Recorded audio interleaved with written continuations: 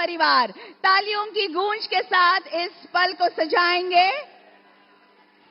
भारत माता के सुपूत 500 साल पुरानी जंजीरों को तोड़कर प्रभु श्री राम के भव्य मंदिर का सपना साकार करने वाले, भारत को विश्व का सबसे विकसित राष्ट्र बनाने की नींव रखने वाले, विश्व के सबसे बड़े लोकतंत्र के सबसे यशस्वी लोकप्रिय प्रधानमंत्री आज की तारीख में करोड़ों लोगों के जीवन में बुनियादी परिवर्तन लाने वाले, विकास की गंगा भारत के घर घर में पहुंचाने वाले आधुनिक युग के भगीरथ, देश की आशाओं की उम्मीद जिनके मजबूत आश्वासक कंधों पर टिकी हुई है, जिनका एक एक कदम विजय की संकल्पना को मूर्त रूप दे रहा है। बहुत बहुत धन्यवाद।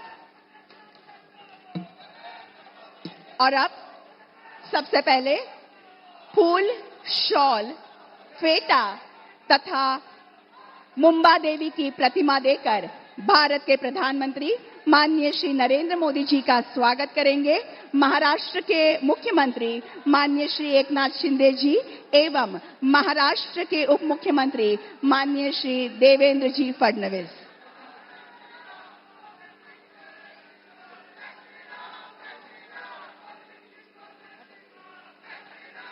महाराष्ट्र का महावस्त्र ये पैठनी और पैठनी का ये फेटा पारंपरिक रूप से शॉल देकर आदर का प्रतीक, स्वागत एवं सम्मान, साथ ही इन फूलों का प्रेम का प्रतीक स्वीकार किया गया है। मुंबई की आराध्य देवता मुंबा देवी की, मुंबा देवी की। और अब स्वागत सम्मान की श्रृंखला में अगली कड़ी तुलजापुर की भवानी माता की प्रतिमा देंगे माननीय श्री देवेंद्र जी फडणवीस एवं एडवोकेट आशीष शेलार जी।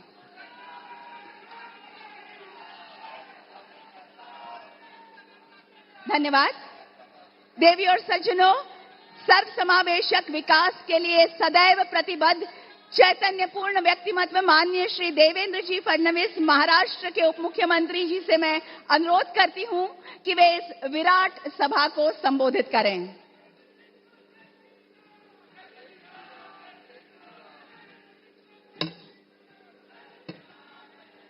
भारत माता की, भारत माता की, छत्रपति शिवाजी महाराज की, धर्मवीर छत्रपति संभाजी महाराज की जय भवानी, जय भवानी, जय जय जय जय जय भवानी, जय जय जय जय जय शिवाजी।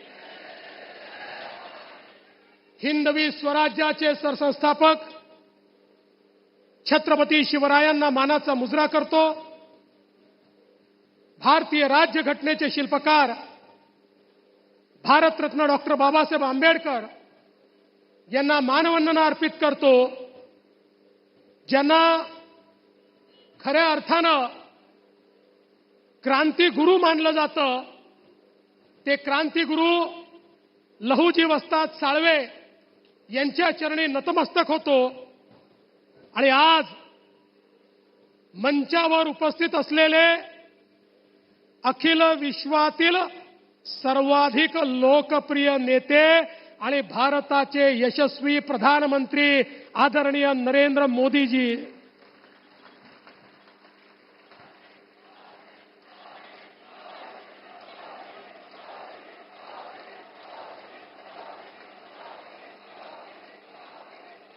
महाराष्ट्राचे लोकप्रिय आणि डॅशिंग मुख्यमंत्री माननीय एकनाथराव शिंदेजी, भारतातल्या रिपब्लिकन पक्षाचे राष्ट्रीय अध्यक्ष आदरणीय रामदास आठवलेजी, पीयूष गोयलजी, विनोद तावडेजी, आशीष शेलारजी, मंचावरील महायुतीचे सर्व पदाधिकारी आपल्या आशीर्वादाने 23 तारखेला निवडून येणारे महायुतीचे सर्व उमेदवार या ठिकाणी उपस्थित माझ्या सर्व लाडक्या बहिणींनो आणि तितक्याच लाडक्या भावांनो, मी सर्वप्रथम माननीय मोदीजींचं अभिनंदन करतो की डॉमिनिक या देशाने मोदीजींनी कोविडच्या काळामध्ये केलेल्या कामाकरता त्यांना सर्वोच्च पुरस्कार या ठिकाणी दिला आहे. अर्थात आपल्या इथे काही लोक फेसबुक लाईव्ह करून देखील उत्कृष्ट मुख्यमंत्री झाले, पण मी त्यांच्यावर काहीच बोलणार नाही. पण आज मुंबईमध्ये मी मोदीजींचे आभार मानतो. गेल्या 10 वर्षामध्ये मोदीजींच्या नेतृत्वात महायुती 1 आणि महायुती 2 या दोन्ही सरकारांनी मुंबईचा चेहरा बदलवून दाखवला, कारण मोदीजींचा आशीर्वाद होता. अनेक गोष्टी सांगता येतील, मी 2च बाबी बोलणार आहे.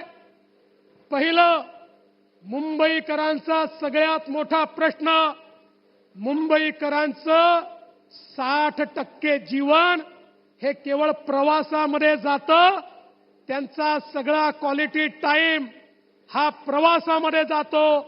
मुंबईकरांचा प्रवास सुकर झाला पाहिजे म्हणून मोदीजींच्या नेतृत्वामध्ये मुंबईच्या सबअर्बन रेल्वेचा चेहरा बदलला.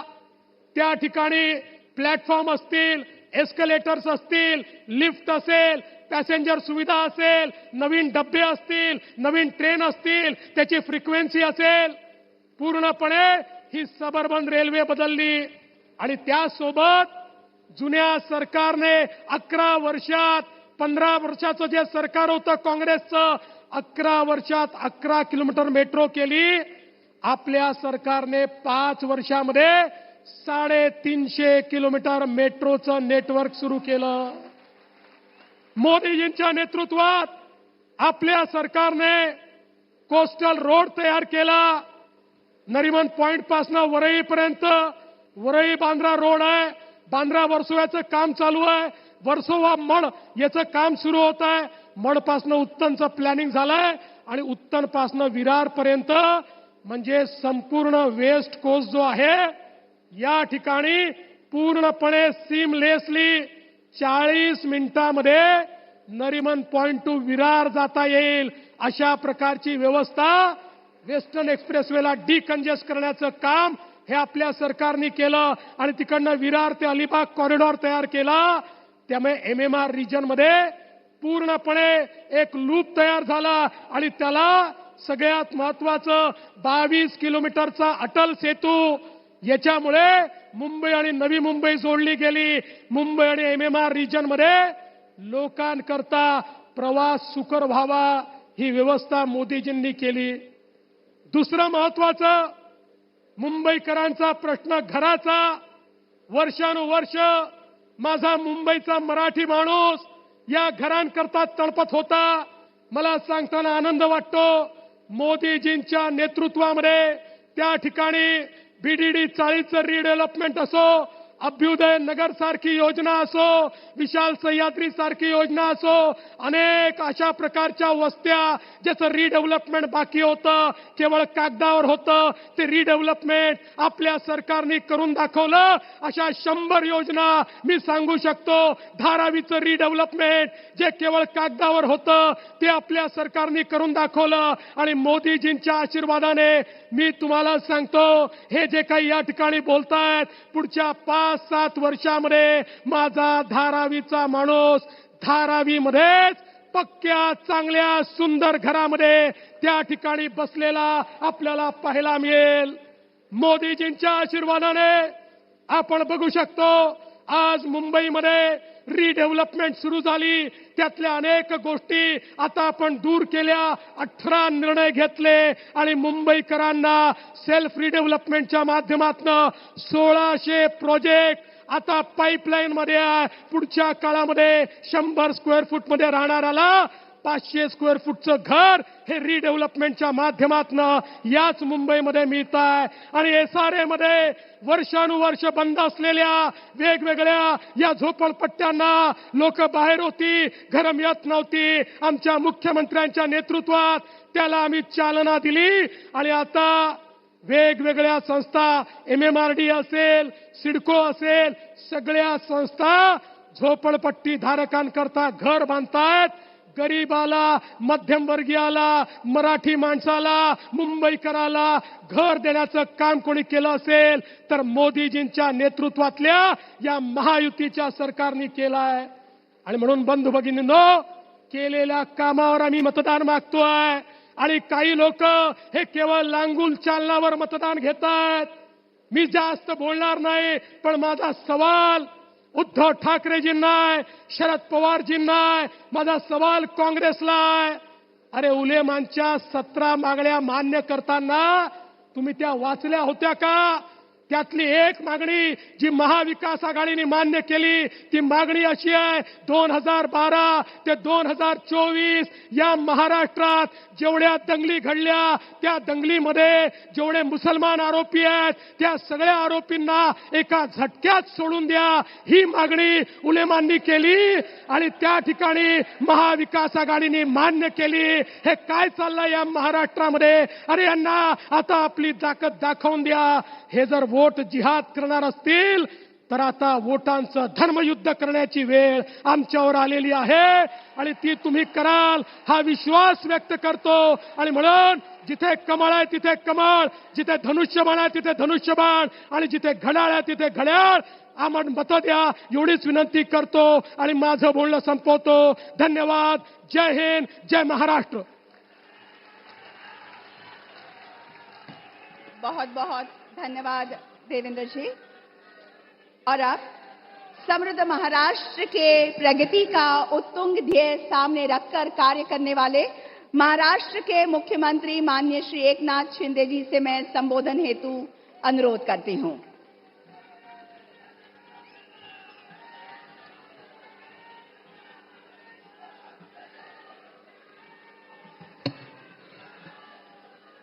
छत्रपती शिवाजी महाराज की जय. भवानी.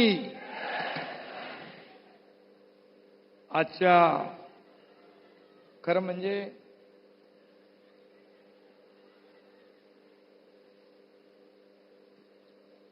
मराठी माणसाच्या स्वाभिमानाची लढाई लढणाऱ्या मुंबई नगरीला आणि मुंबईसाठी हौतात्म्य पत्करलेल्या 105 शहीदांना मी सर्वप्रथम वंदन करतो. आजच्या या आदरणीय मोदी साहेबांच्या उपस्थितीमध्ये महायुतीच्या प्रचार सभेला उपस्थित आपले लोकप्रिय उपमुख्यमंत्री देवेंद्र फडणवीसजी, रामदास आठवलेजी,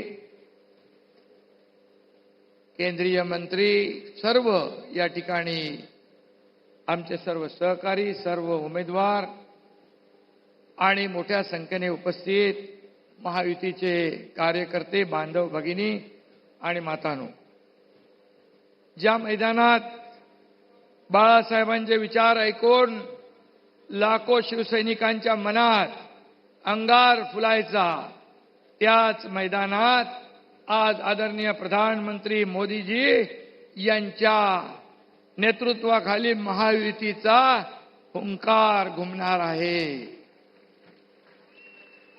या पवित्र शिवतीर्थावर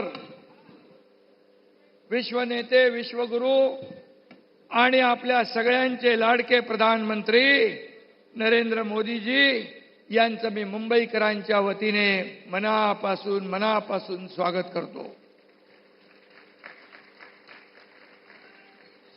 स्वाभिमान का बुलंद नारा है मोदी, दुनिया के आसमान में चमचमता तारा है मोदी. शिवतीर्थावरची ही भव्यता ही आहे महायुती. आणि म्हणून आठवले साहेब आज बसले तिकडे, मगाशी त्यांनी कविता केलेली आहे. शिवसेना प्रमुख बाळासाहेब या शिवतीर्थावरून विचारांचं सोनं वाटायचे. आज मोदीजी इथं विचारांचं सोनं वाटायला आले. म्हणूनच आजचा दिवस आपल्यासाठी दसऱ्यासारखा आहे आणि आपल्याला 23 तारखेला दिवाळी साजरी करायची आहे. फटाके सगळ्यांनी तयार करून ठेवा. छोटे मोठे फटाके नाही, मोठे अॅटम बॉम्ब फोडायचे आहे. मोदीजी काही दिवसापूर्वी मुंबईत येऊन गेले. विकास प्रकल्पांची उद्घाटन आणि शुभारंभ करून गेले. तो तो फक्त वो तो सिर्फ ट्रेलर था, पिक्चर अभी बाकी है. मोदी जी देश के सर्वोच्च नेता है, लेकिन वो महाराष्ट्र और हमारे फ्रेंड, फिलोसोफर और गाइड भी है. त्यांचं मार्गदर्शन नेहमी, उनके मार्गदर्शन में राज्य सरकार काम कर रहा है. इसलिए महाराष्ट्र आज नंबर 1 पर है, नंबर 1 पर है. मोदी जी ने मुंबई को वर्ल्ड फाइनेंस सेंटर और ग्लोबल फिनटेक कैपिटल बनाने की गारंटी दी है. ये हमारे लिए गर्व की बात है. मोदी जी, हम सब लोग आपसे वादा करते हैं, देश की अर्थव्यवस्था जो $5 ट्रिलियन है, उसमें $1.5 ट्रिलियन के जो योगदान है, ये महाराष्ट्र जरूर देगा. ये हमारी जिम्मेदारी है. आम्ही 2 वर्षापूर्वी विकासाच्या मोदी कार्यात सामील झालो. आम्ही जो मार्ग स्वीकारला त्याची फळं आता महाराष्ट्र चोखताना आपण पाहतोय. आणि महाराष्ट्रामध्ये जी प्रगती सुरू आहे, 2004 ते 2014 या काँग्रेसच्या काळात महाराष्ट्राला केंद्राने 2 लाख कोटी दिले. आता मोदीजींच्या गेल्या 10 वर्षात 2014 ते 24 मध्ये 10 लाख कोटी रुपये दिले. 10 लाख म्हणजे दुप्पट तिप्पट नाही, 5 पट. आणि म्हणून विरोधकांच्या पोटात दुखतंय. आजवर कधी झालं नाही तेवढं काम 2 वर्षात आम्ही महाराष्ट्रात करू शकलो. आणि 2.5 वर्षाच्या ग्रहणातून मुंबईला, महाराष्ट्राला आम्ही सोडवण्याचं काम केलं. खरं म्हणजे कारण बंद सम्राटच त्यावेळी मुख्य पदावर, मुख्यमंत्री पदावर बसले होते. आजही तुम्ही त्यांची भाषा बघा. आमचं सरकार आल्यावर आम्ही क्लस्टर डेव्हलपमेंट बंद करू, रिफायनरी बंद करू, धारावी बंद करू. अरे काय चालू करणार ते तर सांगा. हाँ? अब बस हो गया. या बंद सम्राटांना कायमचं घर बंद करायचं वेळ आलेली आहे. आणि महाराष्ट्राने ठरवलेलं आहे. आम्ही जेव्हा 2 वर्षापूर्वी, 2.25 वर्षापूर्वी सत्तेत आलो, त्यावेळेस पुन्हा आम्ही जे प्रकल्पांना स्टे दिला होता, स्पीड ब्रेकर टाकले होते, ते सगळे काढले आणि सुपरफास्ट काम सुरू केलं. आणि या राज्याला इंडस्ट्री फ्रेंडली स्टेट म्हणून पुन्हा ओळख निर्माण करून दिली. परकीय गुंतवणुकीत आज महाराष्ट्र नंबर 1 ला आहे. उद्योगांसाठी आज महाराष्ट्र फेवरेट डेस्टिनेशन झालंय. लाखो रोजगारांना संधी मिळतेय. मुंबईचा कोस्टल रोड तर गेम चेंजर आहे. आणि आणखी एक योजना योजनेने गेम चेंज केला आहे. आणि महाविकास आघाडीचाही गेम चेंज केला आहे. कुठली योजना आहे? मुख्यमंत्री माझी लाडकी बहीण योजना. त्यामुळे त्यांच्या पायाखालची वाळू सरकली आहे. आपली योजना सुपरहिट झाली आहे. आणि म्हणून या लाडक्या बहिणींच्या प्रतिसादामुळे महाविकास आघाडी, महाबिघाडी कोमात गेले, कोमामध्ये. आणि म्हणून आम्ही म्हणतो काम केलं भारी, आता पुढची तयारी.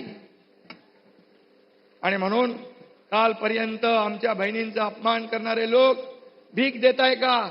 लाच देताय का, विकत घेताय का, अशा प्रकारचं विरोध करणाऱ्या लाडक्या बहीण योजनेला, खोडा घालणाऱ्या योजनेला, हे खोडा घालणारे सावत्र भाऊ यांना या महाराष्ट्रातल्या माझ्या बहिणी जोडा दाखवल्याशिवाय राहणार नाही. आणि म्हणून आता आमच्या योजनेला विरोध करत होत्या, तेच योजना आमची चोरायला लागले. वचननाम्यामध्ये त्यांनी महालक्ष्मी योजना टाकली, पंचसूत्री. खरं म्हणजे मी म्हणेन त्यांची ती थापा सूत्री आहे. थापा मारणारे, आपला वचननामा चोरणारे, नक्कल करणारे, कॉपी पेस्ट करणारे. कॉपी करणारे कधी पास होतात? डुप्लिकेट ते डुप्लिकेट आणि ओरिजिनल ते ओरिजिनल. आणि म्हणून यामध्ये महाबिघाडीने या 10 वर्ष आपल्या राज्याला 10 वर्ष मागे ठेवलं. पण आज चित्र बदललंय. महाराष्ट्रात गती, प्रगती आणि समृद्धी सुखाने नांदती आहे. त्यामागे एक महाशक्ती आहे. त्या महाशक्तीचं नाव आहे नरेंद्र दामोदर मोदी. मोदीजींच्या नेतृत्वाखाली भारत देश महासत्तेकडे चाललाय. त्यांच्याच आशीर्वादाने महाराष्ट्र देशात नंबर 1 होतोय. येत्या काही वर्षात मुंबईचा जीडीपी दुप्पट होतोय. मुंबईचे रखडलेले SRA वगैरे प्रकल्पाच्या बद्दल देवेंद्रजींनी सांगितलेलं आहे. कारण मुंबई बाहेर फेकलेला मुंबईकर पुन्हा आम्ही मुंबईत आणणार, पुन्हा आम्ही मुंबईत आणणार. त्यासाठी सर्व ज्या आमच्या सरकारी संस्था आहेत त्यांना एकत्र घेऊन हे सर्व प्रकल्प आम्ही पुढे आणणार. सर्व प्रकल्प आम्ही त्याचा पुनर्विकास करणार आणि मुंबईला, मुंबईकर जे बाहेर गेले त्यांना पुन्हा मुंबईमध्ये हक्काचं घर देणार. हा आमच्या सरकारचा शब्द आहे. मी त्याच्यामध्ये डिटेलमध्ये जात नाही. आणि म्हणून मुंबईला खड्डेमुक्त, प्रदूषणमुक्त, भ्रष्टाचार मुक्त करणार हा देखील आपला संकल्प आहे. फक्त मुंबई नाही तर संपूर्ण महाराष्ट्रामध्ये विकासाचं विकेंद्रीकरण करण्याचा निर्णय आपला आहे. आणि म्हणून मी सांगतो 2014च्या पूर्वीचा काळ आठवा. त्या काळामध्ये भ्रष्टाचार, घोटाळे, रकानेच्या रकाने भरून यायचे. पण आज तुम्ही ज्या मोदीजींवर आरोप करताय, त्यांना शिव्या घालताय, या मोदीजींवर 10 वर्षात एक तरी घोटाळ्याचा, भ्रष्टाचाराचा आरोप, डाग तुम्हाला लावता आला नाही. तुम्ही दागी आहात. आमचे प्रधानमंत्री बेदाग आहेत आणि हीच आमची कमाई आहे. आणि म्हणून देश विदेशात तर आपण पाहतो की आज पूर्वी प्रधानमंत्री कुठं गेले आणि कुठून आले कधी काही कळायचं नाही. परंतु आज सर्व देशामध्ये आज मोदीजींचं जे नातं निर्माण केलंय ते आपण पाहिल्यानंतर आपल्या सर्व भारतीयांना आपली छाती अभिमानाने भरून येते. आपल्याला हे आपण सर्व भाग्यवान आहोत की आपल्या देशाचं नाव जगभरात रोशन करण्याचं काम मोदी साहेबांनी केलंय. आणि म्हणून मी एवढंच सांगतो, महाराष्ट्र विकास विरोधी आणि महाराष्ट्र विकास विरोधी आणि विकासाचे मारेकरी ही महाविकास आघाडीला या महाराष्ट्रातली जनता थारा देणार नाही. आता मुंबईकरांचं ठरलंय, लोकसभेतलं वारं आता फिरलंय आणि ते महायुती या ठिकाणी 100% आल्याशिवाय राहणार नाही.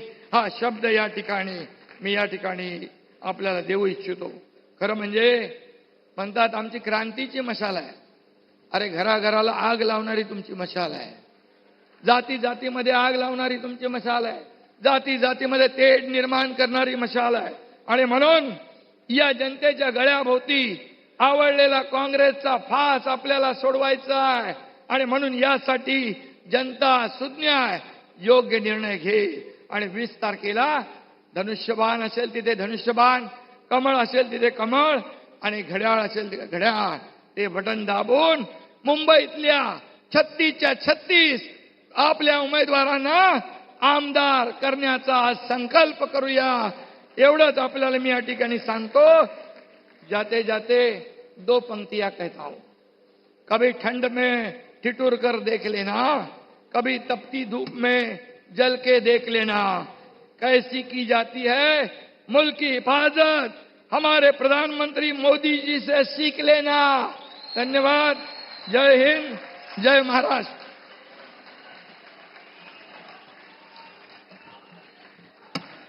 धन्यवाद माननीय मुख्यमंत्री महोदय।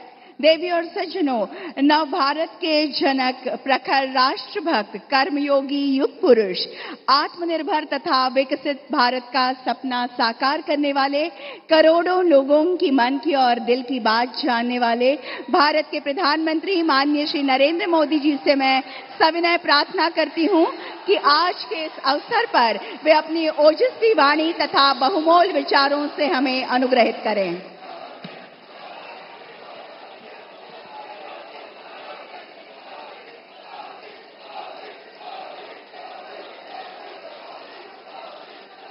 भारत माता की, भारत माता की, भारत माता की जय भवानी, जय भवानी।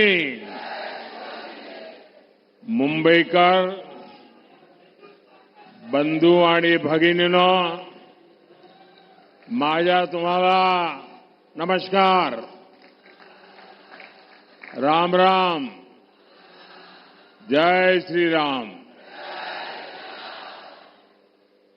मैं सिद्धि विनायक, मुंबा देवी और महालक्ष्मी के चरणों में प्रणाम करता हूं।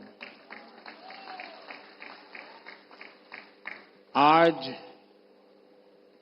क्रांति गुरु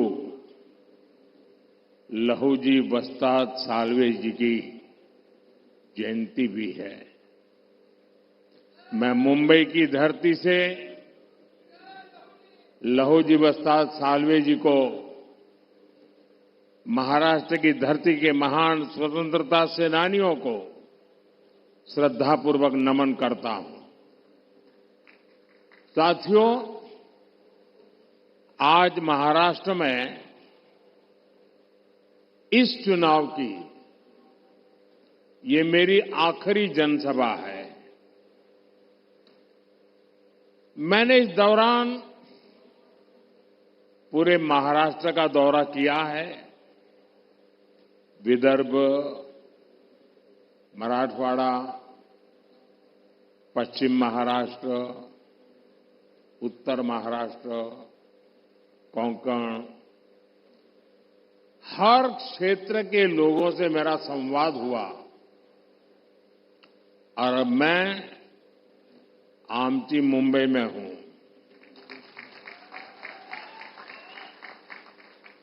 पूरे महाराष्ट्र का आशीर्वाद आज महायुति के साथ है।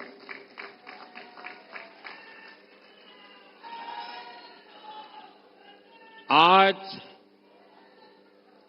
हर और एक ही आवाज है, भाजपा महायुती आहे तर गती आहे, महाराष्ट्राची प्रगती आहे। साथियों, महाराष्ट्र की धरती से हर युग में नए चिंतन की नई धाराएं निकली है। यहां से संत ज्ञानेश्वर, संत तुकाराम, संत नामदेव जैसे संतों ने, विद्वानों ने समाज को दिशा दिखाई। यहीं से छत्रपति शिवाजी महाराज हिंदवी स्वराज का संकल्प देश को दिया। लोकमान्य तिलक और गोखले जी जैसी महान हस्तियों ने देशभक्ति की अलग जगाई। आज महाराष्ट्र में एक तरफ महायुति की विचारधारा है जो इस विरासत पर गर्व करती है, दूसरी तरफ एक सोच महाअगाड़ी की भी है, जो महाराष्ट्र के गौरव को लगातार अपमानित कर रही है। महाअगाड़ी के लोग तुष्टीकरण के गुलाम हो चुके हैं। ये वो अगाड़ी है जो राम मंदिर का विरोध करते हैं। ये वो अगाड़ी है जो वोट पाने के लिए भगवा आतंकवाद का शब्द गढ़ते हैं। ये वो अगाड़ी है जो आए दिन वीर सावरकर का अपमान करते हैं। ये वो अगाड़ी है जो कश्मीर में 370 की वापसी के लिए प्रस्ताव पारित करते हैं। ये कश्मीर में बाबा साहब आंबेडकर का संविधान लागू करने का विरोध करते हैं। साथियों, राजनीति में एक दूसरे पर वार पलटवार करना समझ में आता है, लेकिन जब बात देश की उपलब्धि की हो तो हर राजनीतिक दल का कर्तव्य है कि वह देश को अपने दल से ऊपर रखे।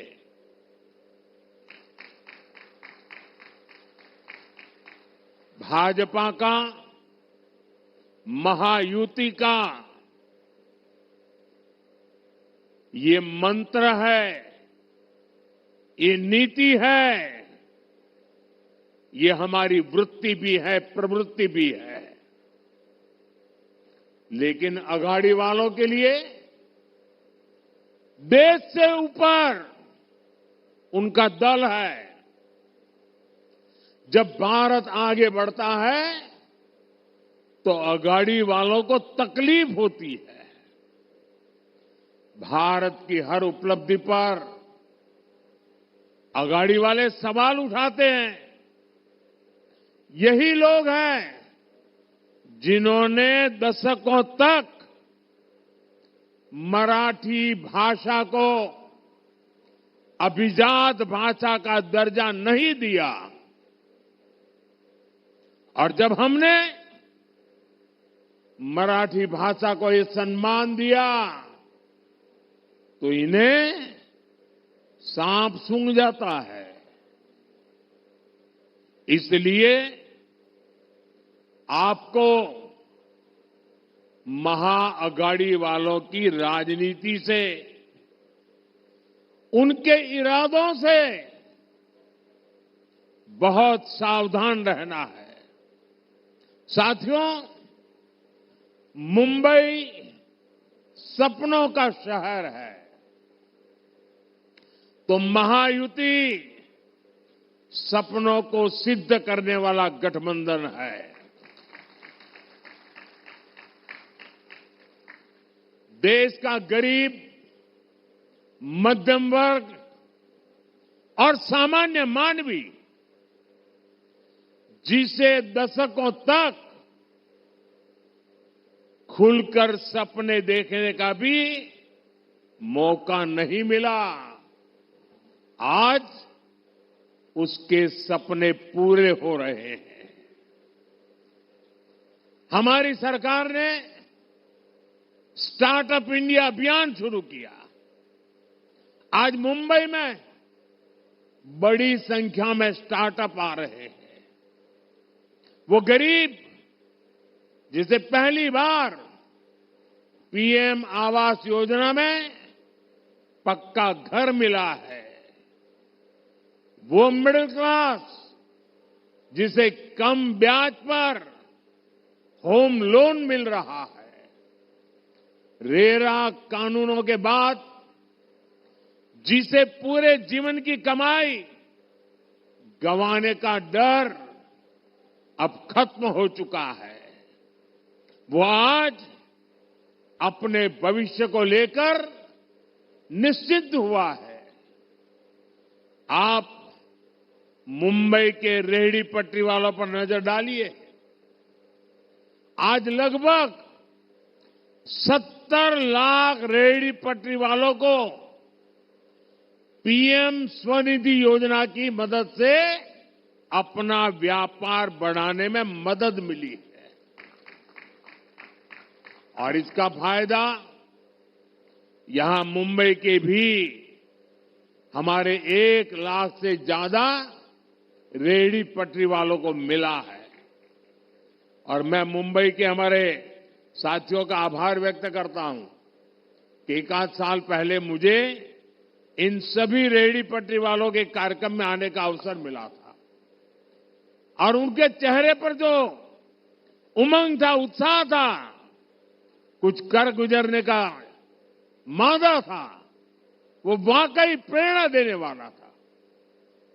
साथियों, सेवा भावना से काम केवल और केवल बीजेपी और महायुति ही कर सकती है। और मैं बड़ी नम्रतापूर्वक आपको कहना चाहता हूं और आप मेरे जीवन की हर गतिविधि से मेरी बात को एक तराजू से तोल सकते हैं और इसलिए मैं जिम्मेवारी के साथ भी कहता हूं और पूरी नम्रता से कहता हूं, आपके सपने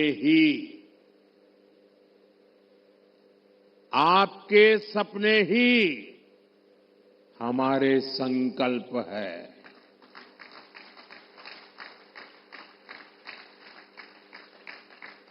मोदी आपके सपनों को जीता है,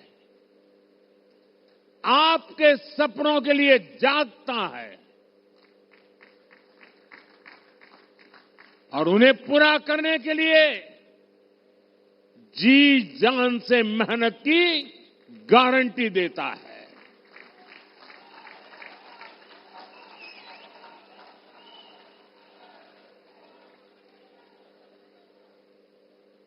साथियों, आज दुनिया का हर देश अपने बड़े शहरों को आधुनिक बनाने में लगा है। मुंबई के लिए यही सपना बीजेपी और महायुति ने देखा है। आज हर मुंबईकर देख सकता है कि हम कितने बड़े स्केल पर विकास कार्यों को आगे बढ़ा रहे हैं।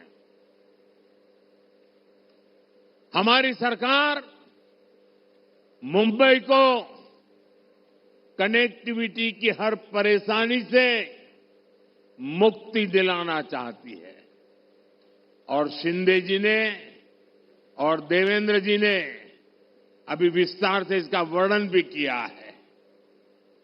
आज मुंबई में लाखों करोड़ रुपए की परियोजनाएं चल रही है। मेट्रो लाइन हो, लोकल ट्रेनें हो, मुंबई और आसपास के शहरों को जोड़ने वाले पुल हो, महामार्ग हो, एयरपोर्ट हो, हर दिशा में तेजी से काम हो रहा है। साथियों, हमारे देश में आजादी के बाद दशकों तक केंद्र में कांग्रेस की सरकार रही। यहां भी दशकों तक कांग्रेस की सरकार रही, लेकिन मुंबई को लेकर इन्होंने कोई फॉरवर्ड प्लानिंग की परवाह ही नहीं की। नतीजा ये हुआ कि हमारी मुंबई लगातार पिछड़ती चली गई। कांग्रेस का मिजाज मुंबई के ठीक उल्टा है। मुंबई का मिजाज यानी ईमानदारी और कड़ी मेहनत। मुंबई का मिजाज यानी आगे बढ़ने की ललक। लेकिन कांग्रेस का मिजाज क्या है? कांग्रेस का मिजाज है भ्रष्टाचार। कांग्रेस का मिजाज है देश को पीछे धकेलना। कांग्रेस का मिजाज है विकास में अड़ंगा डालना। आपको याद रखना है, इन्होंने अटल सेतु का विरोध किया था, इन्होंने मेट्रो का विरोध किया था। हम जब इनोवेशन की बात कर रहे थे, हम जब डिजिटल इंडिया और यूपीआई की बात कर रहे थे, तब कांग्रेस और उसके ये साथी टेक्नोलॉजी और यूपीआई का मजाक उड़ाते थे। ऐसी सोच वाले लोग मुंबई को कभी आगे नहीं ले जा सकते। साथियों, हमारी मुंबई जोड़ने में विश्वास करती है, लेकिन कांग्रेस और अघाड़ी केवल और केवल तोड़ने की बात करते हैं। मुंबई में हर जाति समुदाय के लोग आते हैं, हर भाषा के लोग आते हैं, एक साथ रहते हैं, लेकिन महाअघाड़ी वाले जाति के नाम पर लोगों को लड़वाने में लगे हैं। साथियों, कांग्रेस का शाही परिवार दलितों, पिछड़ों, आदिवासियों से नफरत करता है। सरकार बनाने के लिए तड़प रही कांग्रेस बिना पानी को जैसे मछली तड़पती है ना, वैसे एसटी, एससी, ओबीसी की एकजुटता तोड़ना चाहती है। इसलिए वो एसटी की जातियों को आपस में लड़ा रही है, एससी, ओबीसी की जातियों को आपस में लड़ा रही है। ये जातियां लड़ेगी तो कमजोर होगी, और जितनी ज्यादा जातियां कमजोर होगी, कांग्रेस मजबूत होती चली जाएगी। मजबूत कांग्रेस सरकार में आकर एसटी, एससी, ओबीसी की उनको तबाह करेगी, आपका आरक्षण छीन लेगी।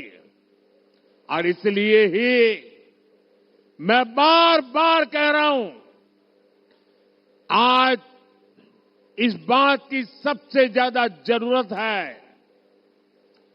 जिस प्रकार से अघाड़ी के लोग कारनामे कर रहे हैं, जिस प्रकार से कांग्रेस के शाहजादे देश में तबाही की भाषा बोल रहे हैं, तब आज एक बात बहुत जरूरी हो गई है, और वो है एक है तो सेफ है, एक है तो,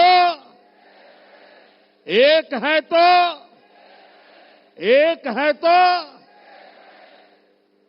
मुंबई तो बाला साहब ठाकरे के सिद्धांतों का शहर है। मुंबई स्वाभिमान का शहर है, लेकिन अघाड़ी में एक ऐसा दल है जिसने बाला साहब का अपमान करने वाली कांग्रेस के हाथ में अपना रिमोट कंट्रोल दिया है। और इसलिए मैंने इन्हें चुनौती दी थी कि कांग्रेस के मुंह से, कांग्रेस के शहजादे के मुंह से बाला साहब ठाकरे की प्रशंसा के लिए कुछ बात जरा बुलवा के दिखा दीजिए। अरे एक बार तो कांग्रेस के शाहजादे से मुंह से निकलवाइए, हिंदू हृदय सम्राट बाला साहब ठाकरे।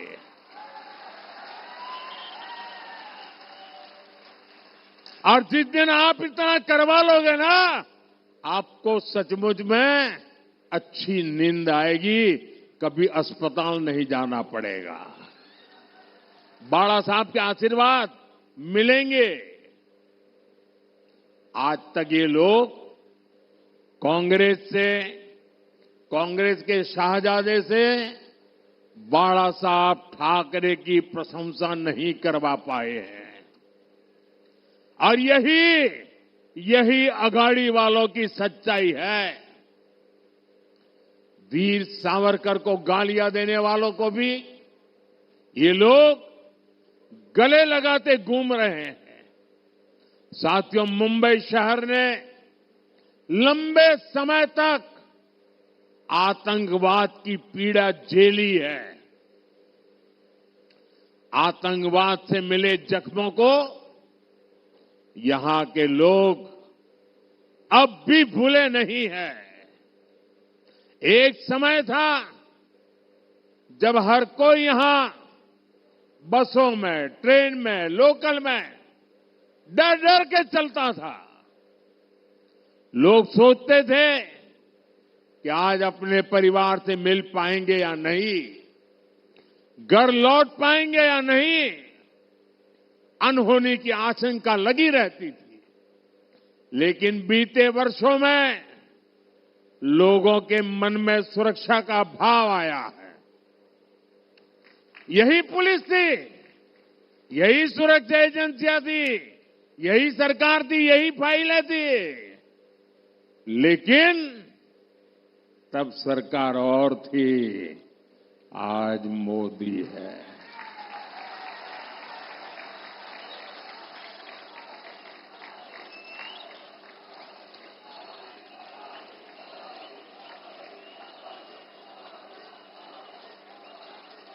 आपको सोचना है कि क्यों जब कांग्रेस सरकार थी तो मुंबई समेत देश भर में आतंकी घटनाएं होती रहती थी। हर जगह आपको लावारिस वस्तुओं का डर दिखाया जाता था। बस में, ट्रेन में बैठते ही सूचना आती थी कि कोई लावारिस बैग तो नहीं पड़ी है, कहीं कुकर तो नजर नहीं आ रहा है, कहीं टिफिन बॉक्स तो नजर नहीं आ रहा है। अगर दिखता है तो तुरंत पुलिस को जानकारी दीजिए, ऐसा कहा जाता था। अब ये सब बंद हो गया कि नहीं हो गया? ये सब गया कि नहीं गया? आज देश में मोदी की सरकार है। आतंक के आकाओं को पता है, अघाड़ी वालों को हो या ना हो। भारत के खिलाफ कुछ किया, मुंबई के खिलाफ कुछ किया तो मोदी पाताल में भी उन्हें छोड़ेगा नहीं।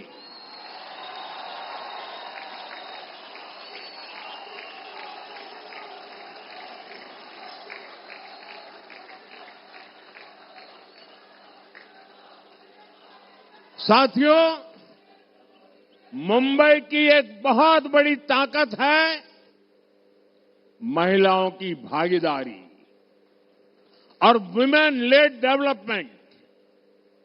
देश के दूसरे शहरों में भी मुंबई की मिसाल दी जाती है। आज स्टार्टअप्स को लीड करने से लेकर ड्रोन दीदी की भूमिका निभाने तक महाराष्ट्र की महिलाएं देश को दिशा दिखा रही है।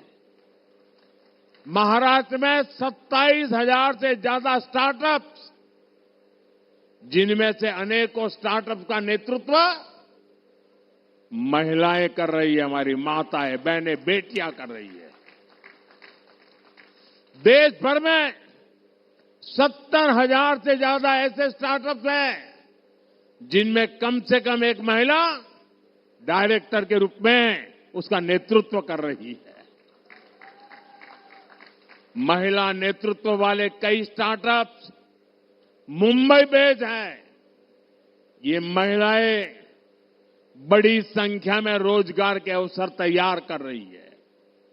महायुति सरकार की माझी लाड़की बहन योजना का लाभ बड़ी संख्या में मुंबई की माताओं बहनों को भी मिला है। पीएम आवास योजना के तहत जो घर मिले हैं, उनमें से अधिकतर घर भी महिला सदस्य के नाम पर है। इससे महिलाओं के सामाजिक आर्थिक सशक्तिकरण में तेजी आई है।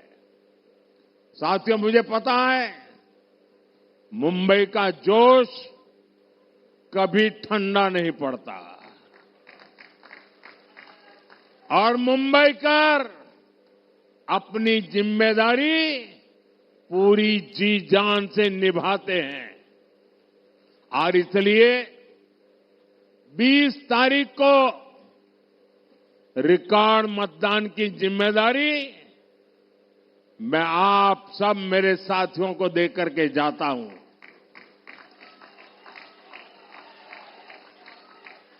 हमेशा ये जोश बनाए रखना है।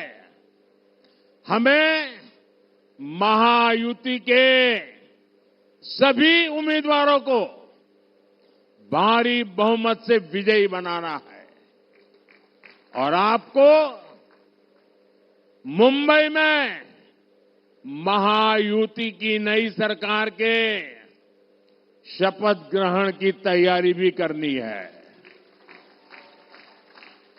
और एक अर्थ में तो मैं कहूंगा कि मेरी चुनावी सभा कम है। आज तो मैं महायुति की सरकार जब बनेगी, नतीजे आने के 7-10 दिन में, मैं उस महायुति की सरकार की शपथ समारोह का आपको निमंत्रण देने के लिए आया हूं।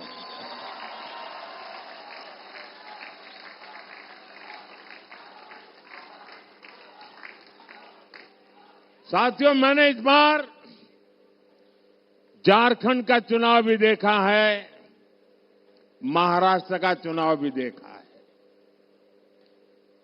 और मैं कुछ दिन पहले हरियाणा के चुनाव को भी देख रहा था। हरियाणा ने जिस प्रकार से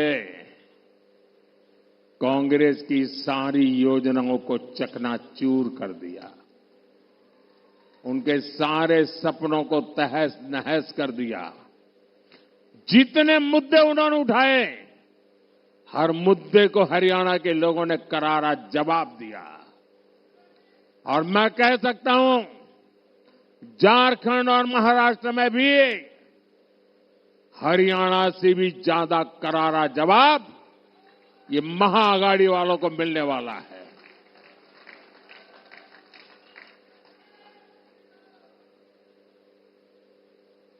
झूठ लंबे समय तक जिंदा नहीं रह सकता और देश की जनता ने हर झूठ को जमीन में गाड़ देने का तय कर लिया है। साथियों, ये लोग संविधान, और वो भी कोरे कागज वाला संविधान, कुछ भी नहीं लिखा हुआ ऐसा संविधान, लेकिन देश को मैं बताना चाहता हूं, इस देश के लिए शर्म की बात है, हम सभी देशवासियों के लिए शर्म की बात है कि आजादी के बाद 6-7 दशक तक बाबा साहब आंबेडकर का संविधान जो हम सबको चलाता था, वो बाबा साहब आंबेडकर का संविधान पूरे हिंदुस्तान में लागू नहीं हुआ था। और ये बात ये कांग्रेस वालों ने छुपाए रखी थी। इस देश में जम्मू कश्मीर में बाबा साहब आंबेडकर का संविधान नहीं चलता था। वहां विधान अलग था, वहां प्रधान अलग था और वहां का निशान भी, झंडा भी अलग था। 6-6, 7-7 दशक तक बाबा साहब का अपमान इन्होंने किया था। 370 की ऐसी दीवार खड़ी कर दी थी कि बाबा साहब आंबेडकर का संविधान जम्मू कश्मीर में घुस ही नहीं सकता था। जब आपने मोदी को सेवा का अवसर दिया, ये 370 को हमने जमीन में गाड़ दिया है।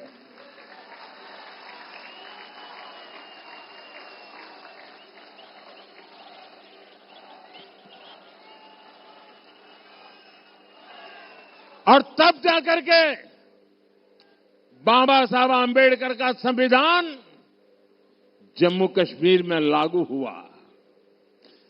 आप हैरान हो जाएंगे, जम्मू कश्मीर में हाई कोर्ट का जज अगर महाराष्ट्र से गया होगा तो भी, आंध्र से गया होगा तो भी, तमिलनाडु से गया होगा तो भी, जम्मू कश्मीर में हाई कोर्ट का जज भारत के संविधान पर शपथ नहीं लेता था, वो जम्मू कश्मीर के विधान के आधार पर शपथ लेता था। जम्मू कश्मीर के इसके पहले के किसी मुख्यमंत्री ने भारत के संविधान की शपथ नहीं ली है। देशवासियों, आज अभी जो जम्मू कश्मीर में सरकार बनी, आजादी के बाद पहली बार भारत के संविधान की शपथ लेकर के मुख्यमंत्री का काम शुरू हुआ। ये कमाल किसकी है? ये कमाल किसकी है? ये कमाल किसकी है? ये कमाल किसकी है? ये कमाल मोदी की नहीं है, ये आपके एक वोट की ताकत है कि 370 जमीन में चली गई।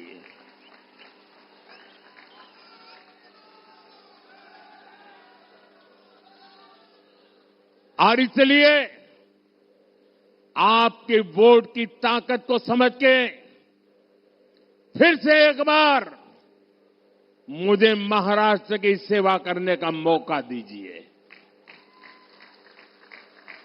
मुझे आपके सपनों के लिए जी जान से जुटने का अवसर दीजिए। और इसलिए मुझे महायुति का साथ चाहिए। आपके सपने पूरे करने के लिए महाराष्ट्र में महायुति की सरकार चाहिए, ताकि मैं बिना कोई रोक टोक आपकी सेवा करता रहूं। इसीलिए मैं आज आपसे आशीर्वाद मांगने आया हूं, महायुति के लिए आशीर्वाद मांगने आया हूं, मेरे इन सभी साथियों के लिए आपका आशीर्वाद मांगने आया हूं।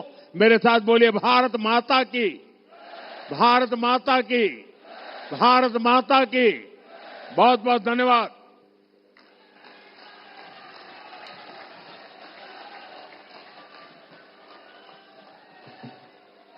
मोदी जी, आपका संबोधन पूंजी के रूप में प्रेरणा का स्रोत बना रहेगा और हमारे आत्मविश्वास को अधिक बल देगा। मैं हृदय की गहराइयों से आभार प्रकट करती हूं।